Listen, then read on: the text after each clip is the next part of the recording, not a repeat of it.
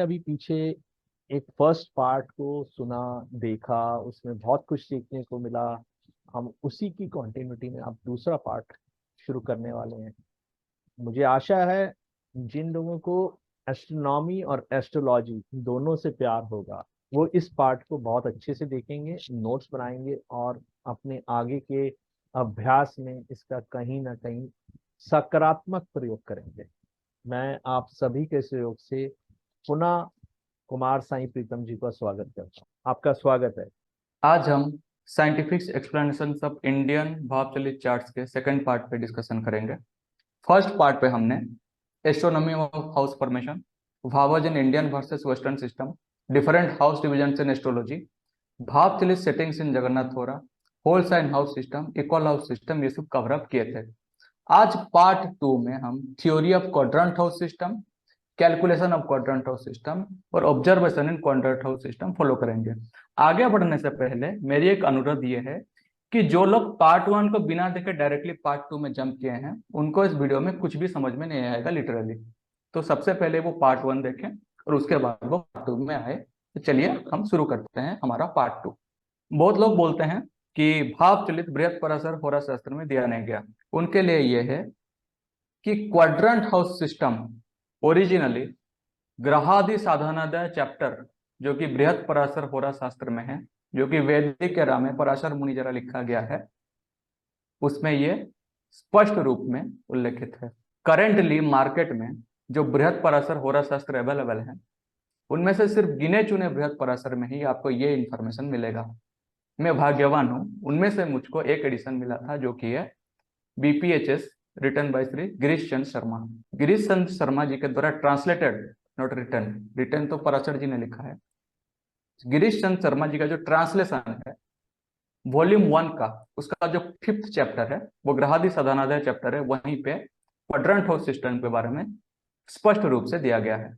वैसे ही 1970s में BPHS का और एक ट्रांसलेशन बाय पंडित देवचंद्र झा वो पब्लिश हुआ था। उसमें भी ग्रहादि साधनादय चैप्टर में क्वाड्रेंट हाउस सिस्टम के बारे में स्पष्ट रूप में दिया गया था। अब Shripati Buddha 11th century AD के एक फेमस इंडियन एस्ट्रोलॉजर हैं, उन्होंने बृहत पराशर होरा शास्त्र को रिफर करके अपना जो बुक है श्रीपति पद्धति, उस बुक में जो फर्स्ट चैप्टर है भावाध्याय, वहां पे उन्होंने क्वाड्रेंट हाउस सिस्टम के बारे में एक्सप्लेनेशन किया था। क्योंकि बृहत पराशर के स्पेसिफिक एडिशन पे ये मेंशन है तो बड़े सारे लोगों को ये नहीं पता रहता कि ओरिजिनल कहाँ पे ये मेंशन हुआ था। इसके वजह से श्रीपति पद्धति बुक में चूंकि स्पष्ट रूप में लिखा था तो ये लोग इसको श्रीपति पद्धति बोलना शुरू कर दिया, मगर एक्चुअली ये पराशरी पद्धति है। ये तो इंडिया में डेवलप हुआ।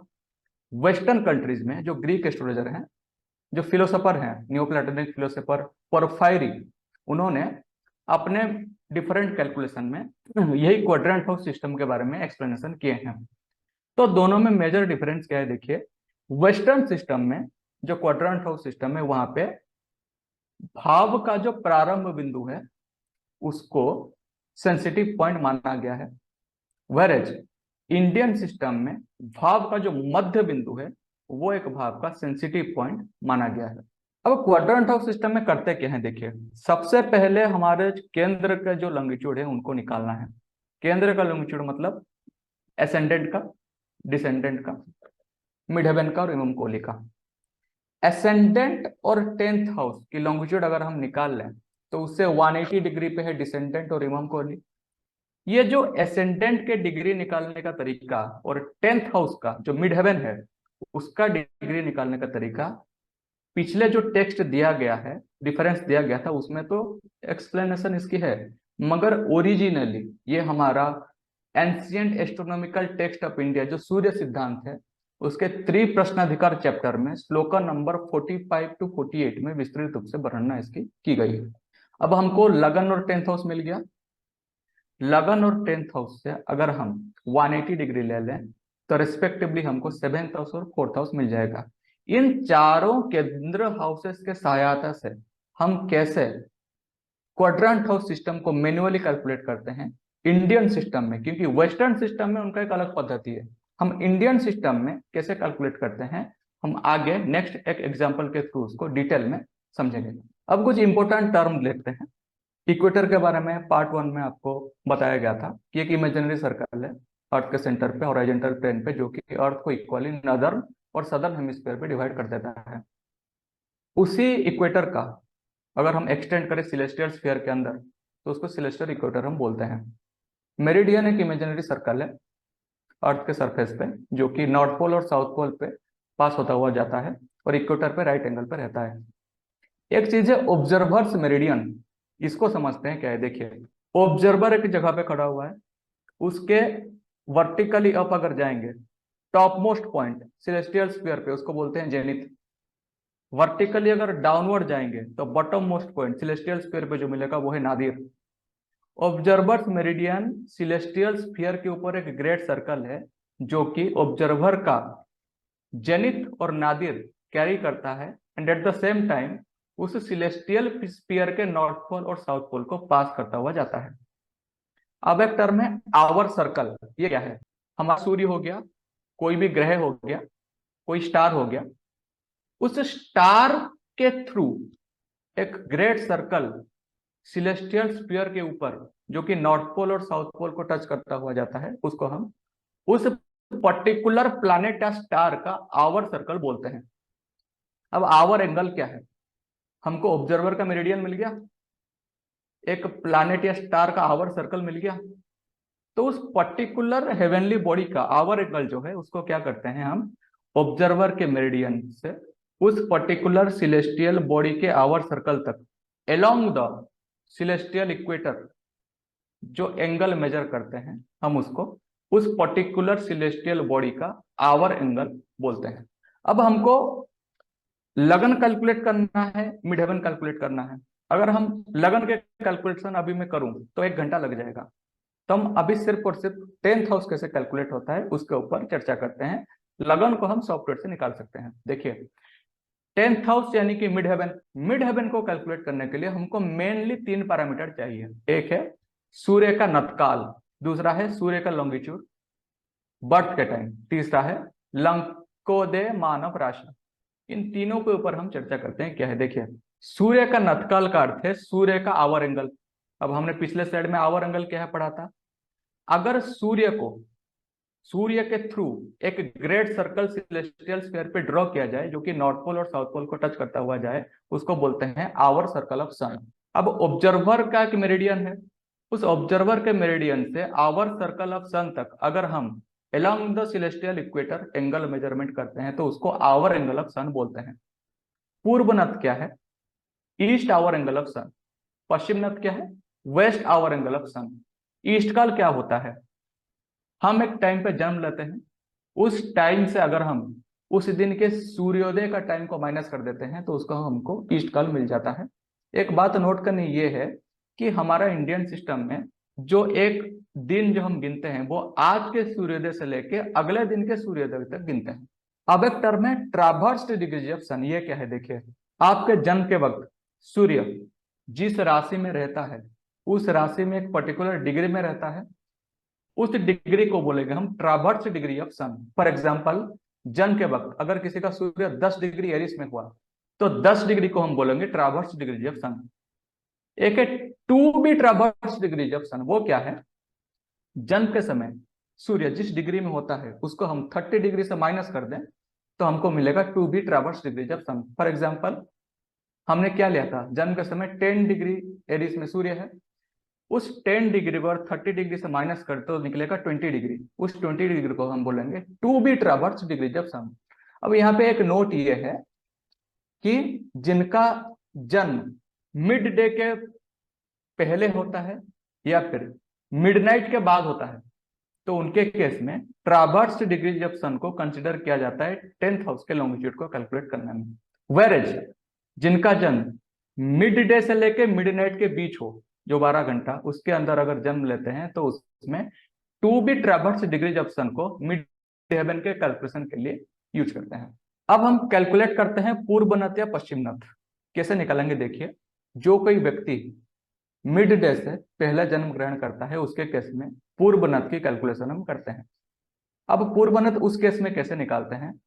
हमने पहले ईस्ट काल निकाल दिया उस ईस्ट काल को हम half of the day duration से माइनस कर देंगे तो हमको पूर्व नत मिल जाएगा। अब जो व्यक्ति मिड डे के बाद मगर इवनिंग से पहले जन्म ग्रहण किया हो तो उस केस में हम पश्चिम नत की कैलकुलेशन करते हैं। और उस केस में पश्चिम नत क्या निकलेगा, हम ईस्ट काल को डे ड्यूरेशन से माइनस कर देंगे, जो रिजल्ट निकला उसको हम फिर से half of the day duration से माइनस कर देंगे तो हमको पश्चिम नत मिल जाएगा। अब जो व्यक्ति इवनिंग के बाद और मिडनाइट से पहले जन्म ग्रहण, उसके केस में भी पश्चिम नत निकालेंगे, मगर यहाँ पे कैलकुलेशन थोड़ी सी डिफरेंट रहेगी। यहाँ पे क्या करेंगे, हम डे ड्यूरेशन को ईस्ट काल से माइनस करेंगे, जो रिजल्ट हमको मिला हम उसको half of the day duration में ऐड कर देंगे। अब कोई व्यक्ति अगर मिडनाइट के बाद और दूसरे दिन के सूर्योदय से पहले जो 6 घंटा रहा उसके अगर वो जन्म ग्रहण करता है तो उसके केस में हम पूर्व नत कैलकुलेट करेंगे।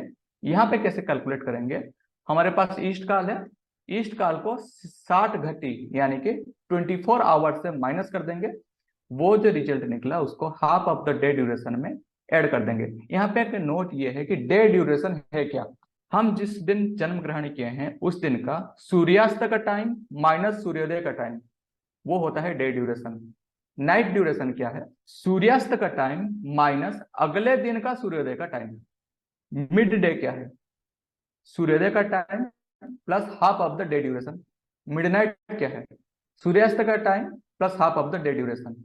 ये half of the day duration क्या है, ये डे ड्यूरेशन का डिवाइडेड बाय 2 होता है। अब हमने पढ़ा था लंकोदय मान करके एक टर्म, ये है क्या, यहाँ पे लंका मतलब रावण का लंका नहीं है, लंका मतलब यहाँ पे इक्वेटर है, इक्वेटर को संस्कृत में लंका बोलते हैं। एक साइन को इक्वेटर में राइज होने के लिए जितना टाइम लगता है उसको लंकोदय मान बोला जाता है। इस टेबल पे देखिए, यहाँ पे साइन लिखा गया है और उसका लंकोदय मान यानी कि उस साइन को इक्वेटर में राइज होने के लिए जितना टाइम लगता है उसको विघटी यानी कि पल में यहाँ पे लिखा गया है। जैसे कि एरिस का लंकोदय मान है 279 पल, टोरस का 299 पल, जेमिनी का 323 पल, कैंसर का 323, लियो का 299, वर्गो का 278, लिब्रा का 278, स्कॉर्पियो का 299, सजिटेरियस का 323, कैप्रिकॉन का 323, एक्वेरियस का 299 और पाइसेस का 278 पल। अब हमारी प्रैक्टिकल एप्लीकेशन शुरू हुई, कैसे हम क्वाड्रेंट हाउस डिवीजन करेंगे। देखिए यहाँ पे डेट ऑफ बर्थ दिया गया है 15 अगस्त 1998, टाइम है आफ्टरनून के 4:15, लॉन्गिट्यूड लैटिट्यूड दे दिया गया है। आयनाम्स हमने ट्रू लहरी लिया है और जिस दिन उन्होंने जन्म ग्रहण किया है उस दिन आयनाम्स का वैल्यू है 23 डिग्री 49 मिनट 20 सेकंड। आयनाम्स के विषय में ज्यादा जानने के लिए आप इंपोर्टेंस ऑफ आयनाम्स एक वीडियो है हमारा, उसको आप देख सकते हैं। अब उस दिन जो लगन हमको मिला बर्थ के टाइम पे, एसेंडेंट का डिग्री था 27 डिग्री 2 मिनट 24 सेकंड सजिटेरियस। उस दिन जो सूर्योदय हुआ था वो हुआ था सुबह के 5:28 33 सेकंड। सूर्यास्त हुआ था शाम के 6:10 और 59 सेकंड पे। अगले दिन का जो सूर्योदय हुआ था वो था 5:28 और 50 सेकंड। अब हम डे ड्यूरेशन निकालेंगे। डे ड्यूरेशन क्या है, sunset time minus sunrise time, तो वो निकलेगा 12 घंटा 42 मिनट 26 सेकंड। नाइट ड्यूरेशन क्या है, सूर्यास्त का टाइम माइनस अगले दिन का सूर्योदय का टाइम, तो वो निकलेगा 12 घंटा 42 मिनट 9 सेकंड। अब मिड डे कैसे निकालेंगे, मिड डे निकालने के लिए हम क्या करेंगे, सूर्योदय का time plus half of the day duration, तो ये निकलेगा सुबह के 11:49 मिनट 46 सेकंड। वैसे ही मिड नाइट क्या है, सूर्यास्त का time plus half of the night duration, तो ये निकलेगा 24 घंटा 32 मिनट 4 सेकंड, मतलब रात के 12:32 मिनट और 4 सेकंड पे। अब ईस्ट काल कैसे निकाल लेंगे, birth time minus sunrise time. Birth time में 4:15 आफ्टरनून में, सनराइज टाइम में सुबह के 5:28 मिनट 33 सेकंड, इसको अगर हम माइनस कर देंगे तो निकलेगा 10 घंटा 46 मिनट और 27 सेकंड। अब इनका जो बर्थ है वो आफ्टरनून के 4:15 पे है, यानी कि मिड डे के बाद और मिड नाइट से पहले। तो इस केस में हम क्या करेंगे, सबसे पहले मिड डे के बाद और इवनिंग से पहले इनका बर्थ हुआ है तो हम पश्चिम नत का कैलकुलेशन करेंगे। इस केस में पश्चिम नत कैसे निकालेंगे, हम सबसे पहले ईस्ट काल को डे ड्यूरेशन से माइनस कर देंगे, वो जो रिजल्ट निकलेगा उसको half of the day duration से फिर से माइनस करेंगे। तो देखिए डे ड्यूरेशन से हमने ईस्ट काल को माइनस किया तो वो निकला 1 घंटा 55 मिनट 59 सेकंड। अब पश्चिम नॉर्थ को निकालने के लिए half of the day duration से अभी जो रिजल्ट निकला उसको माइनस कर देंगे, तो वो निकलेगा 4 घंटा 25 मिनट और 14 सेकंड। ये जो आवर मिनट सेकंड में निकला, हम इसको विघटी या फिर पल में कन्वर्ट कर देंगे। कैसे कन्वर्ट करेंगे? 1 घंटा होता है 150 पल, 1 मिनट होता है 2.5 पल, 1 सेकंड होता है 0.04167 पल। तो हम क्या करेंगे, 4 into 150 plus 25 into 2.5 plus 14 into 0.04167। तो ऐसे हमको मिलेगा पश्चिम नथ का जो वैल्यू हमको मिलेगा वो मिलेगा 663.083 पल। अब जब हम जन्म ग्रहण किए हैं उस टाइम पे वो नेटिव का जो सूर्य था वो 28 degree 35 minute 48 second Cancer sign में था। ये जो सूर्य का डिग्री है वो निरायण डिग्री है। ये निरायण सायन, इसके बारे में भी हमारा इंपोर्टेंस और अयनांश वीडियो में क्लियरली वो एक्सप्लेनेशन किया गया है। अब पिछले जमाने में जब ये फॉर्मूला दिया गया था 2025 साल पहले, तो वहां पे कोई निरायण और सायन जोड़ियाक दोनों एक ही थे, उसमें प्रिसीजन ऑफ इक्विनोक्स था। तो उस टाइम पे सब सायन सिस्टम में कैलकुलेशन हुआ था। तो हम क्या करेंगे, ये जो निरायण सूर्य का जो निरायण डिग्री है उसको हम सायन डिग्री में कन्वर्ट करेंगे। कैसे करेंगे? हमको उस दिन का एनांश का वैल्यू पता है, लहरी एनांश हमने लिया है, तो हम सूर्य का जो सायन डिग्री है उसमें एनांश का वैल्यू ऐड कर देंगे। तो क्या निकलेगा, 28 degree 35 minute 48 second cancer plus 23 degree 49 minute 20 second, वो जो वैल्यू निकलेगा वो निकलेगा 22 डिग्री 25 मिनट 8 सेकंड लियो। इसका अर्थ है जन्म के समय सूर्य का जो सायन डिग्री है वो 22 डिग्री 25 मिनट 8 सेकंड लियो है। अब इनका जो जन्म है वो मिड डे के बाद है, मिड नाइट से पहले है। तो मिड हेवन के कैलकुलेशन के लिए हमको to be traversed degrees of सायन सूर्य लेना है। अब टू बी ट्रावर्स्ड डिग्री कैसे निकालेंगे? 30 डिग्री लियो से 22 डिग्री 25 मिनट 8 सेकंड लियो माइनस कर देंगे, तो क्या निकलेगा 7 डिग्री 34 मिनट 52 सेकंड।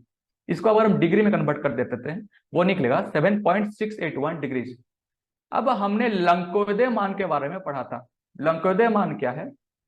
एक साइन को इक्वेटर में राइज होने के लिए कितना टाइम लगता है। अब चूंकि लियो साइन के बारे में बात किया जा रहा है, तो ये जो 7.681 डिग्री निकला, इसमें हम लियो साइन का लंकोदय मान को मल्टीप्लाई करके डिवाइडेड बाय 30 कर देंगे। तो क्या निकलेगा 7.681 मल्टीप्लाइड बाय 299 डिवाइडेड बाय 30। ये करेंगे तो हमको एक वैल्यू मिलेगा जो कि है 76.554 पल of Leo sign to be traversed. अब हमको क्या करना है, पश्चिम नथ से जो हमने कैलकुलेट किया है उससे टू बी ट्रावर्स्ड डिग्री जब साइनस होने को माइनस कर देना है, वो जो वैल्यू निकलेगा वो निकलेगा 586.529 पल। अब लियो साइन के बाद कौन सा साइन आता है? कन्या साइन। अब कन्या साइन का लंकोदय मान जो है वो है 278 पल। तो हम स्टेप 1 में जो रिजल्ट निकला उससे कन्या साइन का लंकोदय मान को माइनस कर देंगे, तो वो निकलेगा 308.529 पल। अब हमको स्टेप 2 में एक रिजल्ट निकला, वर्गो साइन के बाद लिब्रा साइन आता है। अब लिब्रा साइन का लंकोदय मान क्या है 278, और स्टेप 2 में जो रिजल्ट निकला वो था 308.529। अब हम क्या करेंगे, 308.529 से 278 को माइनस कर देंगे तो निकलेगा 30.529 पल। लिब्रा के बाद स्कॉर्पियो साइन आता है, उसका लंकोदय मान है 299 पल। अगर हम ये स्टेप 3 का जो रिजल्ट निकला 30.529, इसमें अगर 299 पल माइनस कर देंगे तो रिजल्ट नेगेटिव में निकलेगा। हमको यहाँ पे किसी भी नेगेटिव में रिजल्ट नहीं चाहिए। इसका वजह से चूंकि स्कॉर्पियो के लंकोदय मान से रिजल्ट नेगेटिव होना शुरू हुआ, इसका वजह से स्कॉर्पियो को अशुद्ध साइन बोलेंगे हम। अब जब अशुद्ध साइन आ गया, हम क्या करेंगे, स्टेप 3 के रिजल्ट में 30 मल्टीप्लाई करेंगे और उसको स्कॉर्पियो के जो हमारा अशुद्ध साइन है उसको लंकोदय मान से डिवाइड कर देंगे। तो क्या निकलेगा 30.529 मल्टीप्लाइड बाय 30 डिवाइडेड बाय 299, वो जो डिग्री निकलेगा वो निकलेगा 3.0063 डिग्री स्कॉर्पियन, यानी कि 3 डिग्री 3 मिनट 47 सेकंड स्कॉर्पियो। ये है 10th हाउस का लॉन्गिट्यूड, मिड हेवन का लॉन्गिट्यूड इन सायन सिस्टम। अब निरायण सिस्टम में कैसे करेंगे, हमको अयनांश का वैल्यू पता है उस दिन का, तो सायाना सिस्टम से अगर हम आयनांश का वैल्यू माइनस कर देंगे तो हमको निरायण सिस्टम मिल जाएगा। तो 3 डिग्री 3 मिनट 47 सेकंड स्कॉर्पियो से अगर हम उस दिन का अयनांश का वैल्यू जो कि 23 डिग्री 49 मिनट 20 सेकंड को माइनस कर देंगे तो जो फाइनल रिजल्ट निकलेगा वो है 9 डिग्री 14 मिनट 24 सेकंड लिब्रा। ये 10th हाउस का जो लॉन्गिट्यूड यानी कि मिड हेवन का लॉन्गिट्यूड निरायण सिस्टम में ये हमको मिल गया। अब देखिए हमने सॉफ्टवेयर की मदद से एसेंडेंट कैलकुलेट कर दिया। एसेंडेंट है 27 डिग्री 2 मिनट 24 सेकंड सेल्सियस। उससे 180 डिग्री पे है डिसेंडेंट जो कि 7th हाउस है, वो है 27 डिग्री 2 मिनट 24 सेकंड जेमिनी। अभी अभी हमने 10th हाउस का लॉन्गिट्यूड कैलकुलेट किया भाव मध्य का, वो है 9 डिग्री 14 मिनट 24 सेकंड लिब्रा। अगर उससे हम 180 डिग्री दूरी पे और एक पॉइंट को मार्क करें वो निकलेगा 9 डिग्री 14 मिनट 24 सेकंड एरिस, जो कि इमम कोली यानी कि 4th हाउस का भाव मध्य होगा। अब इन चारों की सहायता से कैसे हम दूसरे भावों का रिजल्ट मतलब लॉन्गिट्यूड निकालते हैं, अब हम नेक्स्ट स्लाइड से देखेंगे। देखिए हम अभी स्टेप बाय स्टेप मूव करेंगे। स्टेप ए में क्या करेंगे, फर्स्ट हाउस का लॉन्गिट्यूड और 4th हाउस के लॉन्गिट्यूड जो है उसको माइनस कर देंगे और डिवाइडेड बाय 3 कर देंगे। हमारा जो 4th हाउस का लॉन्गिट्यूड है वो है 9 डिग्री 14 मिनट 24 सेकंड एरिस, ठीक है। उसको अगर हम उसमें से अगर हम फर्स्ट हाउस का जो लॉन्गिट्यूड है जो कि 27 डिग्री 2 मिनट 24 सेकंड सेजिटेरियस, अगर डिग्री में कन्वर्ट कर दें तो आएगा 267.04। अगर हम 9 डिग्री से 267 माइनस करते हैं तो एक नेगेटिव रिजल्ट आता है। हमको नेगेटिव रिजल्ट नहीं चाहिए, इसकी वजह से एरिस साइन में हम 360 डिग्री ऐड कर देंगे तो वो बनेगा 369.24 डिग्री। अब उसमें से हम 267.04 माइनस कर देंगे, उस रिजल्ट को डिवाइडेड बाय 3 कर देंगे तो वो जो वैल्यू निकलेगा वो निकलेगा 34.06। अब स्टेप बी में आता है। ये जो स्टेप ए में जो रिजल्ट मिला उस रिजल्ट को हम फर्स्ट हाउस का जो लॉन्गिट्यूड है उसमें ऐड कर देंगे, यानी कि 34.06 plus 27 degree 2 minute 24 second Sagittarius, वो निकलेगा 301.1, यानी कि 1 डिग्री 6 मिनट एक्यूरेस, यानी कि सेकेंड हाउस का जो लॉन्गिट्यूड है वो 1 डिग्री 6 मिनट एक्यूरेस है। अब 8th हाउस का क्या होगा, सेकेंड हाउस से 180 डिग्री, वो निकलेगा 1 डिग्री 6 मिनट 0 सेकंड लियो। अब स्टेप सी पे आते हैं। स्टेप ए में हमको एक वैल्यू मिला था, उस स्टेप ए के वैल्यू को हम 2 से मल्टीप्लाई कर देंगे, वो जो रिजल्ट निकलेगा अब हम फर्स्ट हाउस के लॉन्गिट्यूड में उसको ऐड कर देंगे, यानी कि 2 into 34.06 plus 27 degree 2 minute 24 second Sagittarius, वो निकलेगा 335.16, यानी कि 5 डिग्री 9 मिनट 36 सेकंड पाइसेस, यानी कि थर्ड हाउस का जो भाव मध्य है वो है 5 डिग्री 9 मिनट 36 सेकंड पाइसेस। अब इसमें अगर हम 180 डिग्री अगर ऐड कर दें तो हमको मिलेगा 9th हाउस का लॉन्गिट्यूड जो कि है 5 डिग्री 9 मिनट 36 सेकंड वर्गो। अब यहाँ पे स्टेप डी लिखा गया है।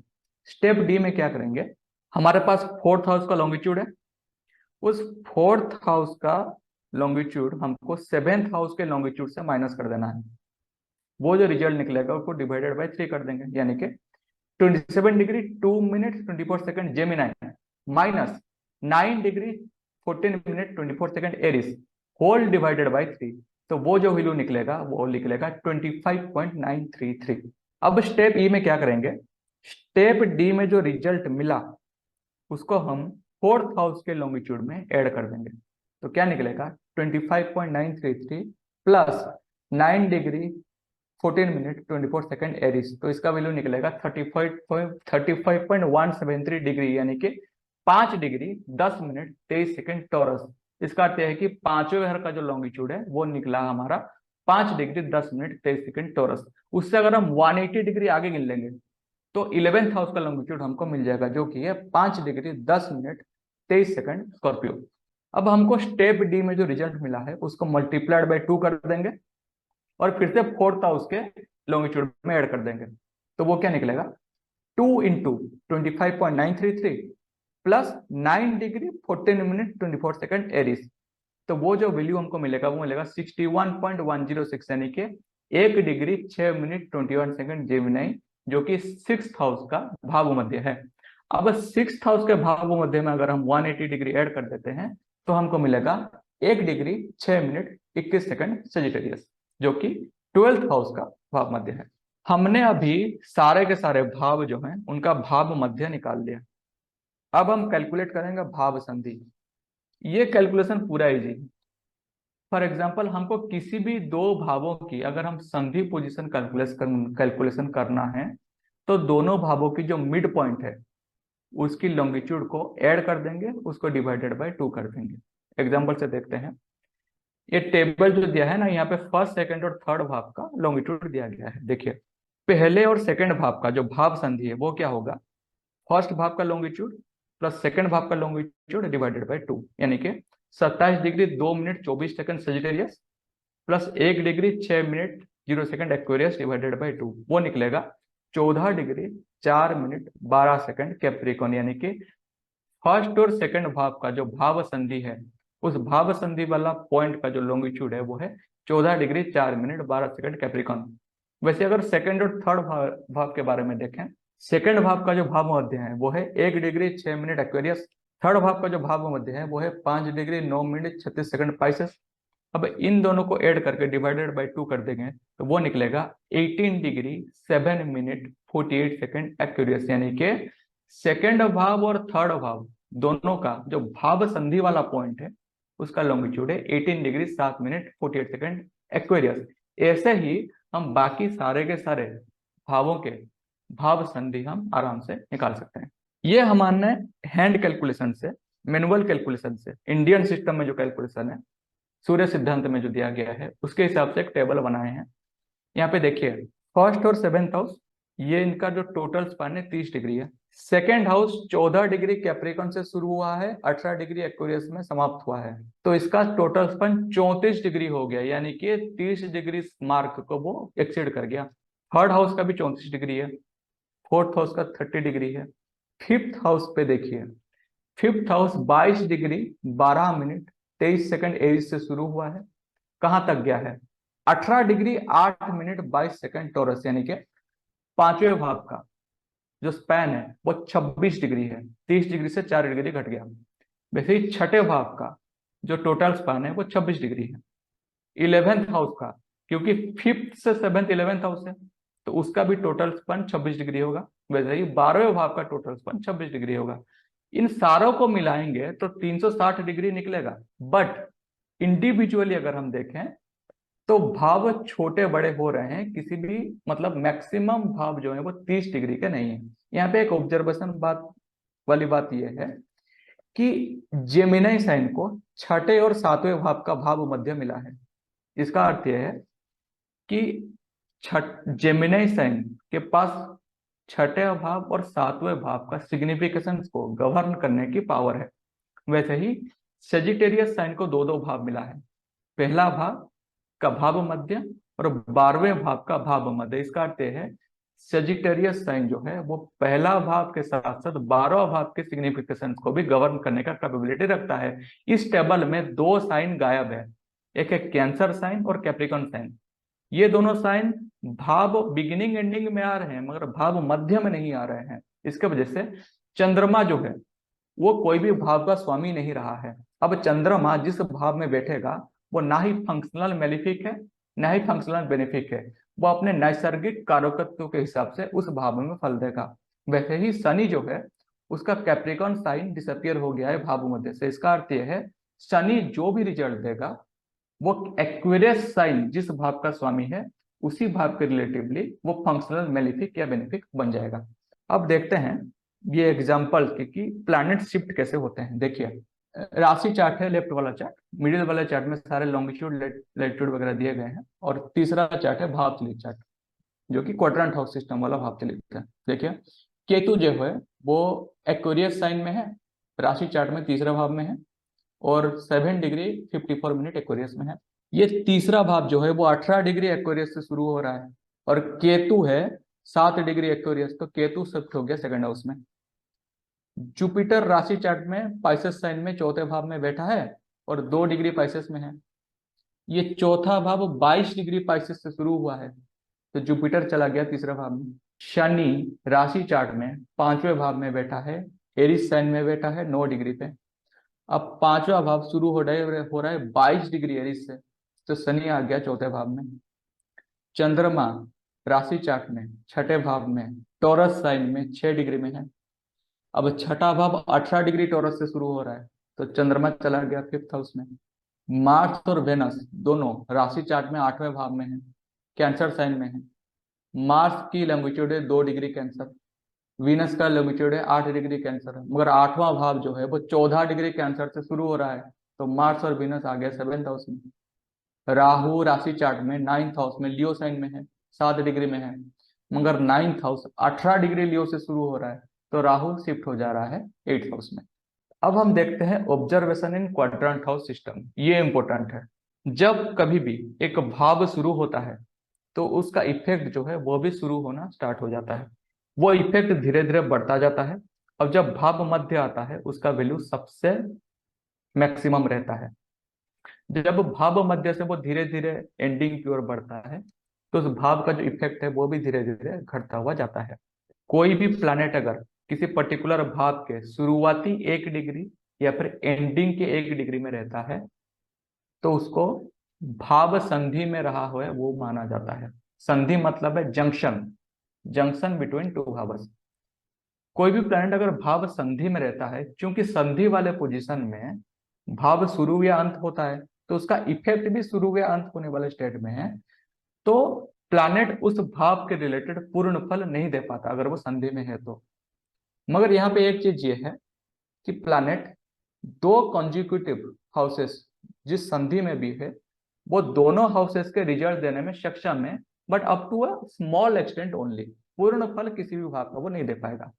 यहाँ पे और एक बात यह है कि क्वाड्रेंट हाउस सिस्टम में अगर कोई साइन, कोई राशि गायब हो गया हो, तो इन जनरल क्या होता है, उस राशि को एक पर्टिकुलर सेक्टर ऑफ लाइफ, जैसे कि अगर 10th हाउस में लियो साइन रहना चाहिए मगर वहां पे लियो साइन गायब हो गया, वर्गो साइन आ गया है, तो वर्गो साइन 10th हाउस के सिग्निफिकेशंस को गवर्न करेगा, लियो साइन का वहां पे कोई रोल नहीं रहेगा। बट अगर कोई प्लैनेट लियो साइन में है, तो प्लैनेट के ऊपर राशि का इफेक्ट इंटैक्ट रहता है, वो चेंज नहीं होता।